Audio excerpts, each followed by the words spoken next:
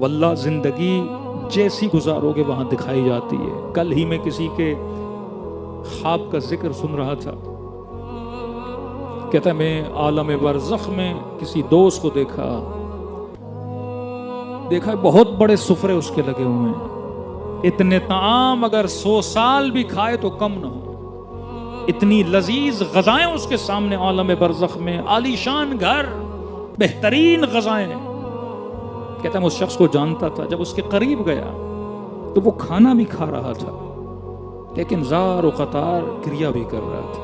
मैंने कहा जनाब, अल्लाह ने इतनी नेमतें दी आपको आलम बरज़ख में, इतने खाने कि 100 साल 1000 साल भी खाए जाएं तो कम नहीं होंगे। आप खा भी रहे हो लेकिन रो भी रहे हो।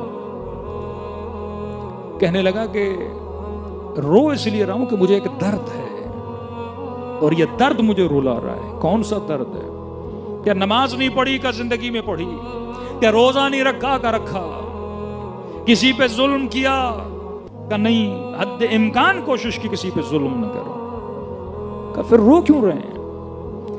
कहा मैं बहुत मालदार था दुनिया में, इतना पैसा था लेकिन मैंने गलती की, मैंने पैसे को जमा किया, अकाउंट्स बड़े, आलीशान घर लिए, जब तक जिंदा था उस पैसे को उम्मत पे खर्च नहीं किया, किसी यतीम की मदद नहीं की, किसी गरीब की मदद नहीं की, किसी इस्लाही तबलीगी प्रोग्राम में मैंने इन्वेस्ट नहीं किया कि अपनी आखिरत भी बनाऊं, का सिर्फ पैसा जमा किया। अब जब मर गया, नेक तो था, पैसा खर्च नहीं किया मैंने।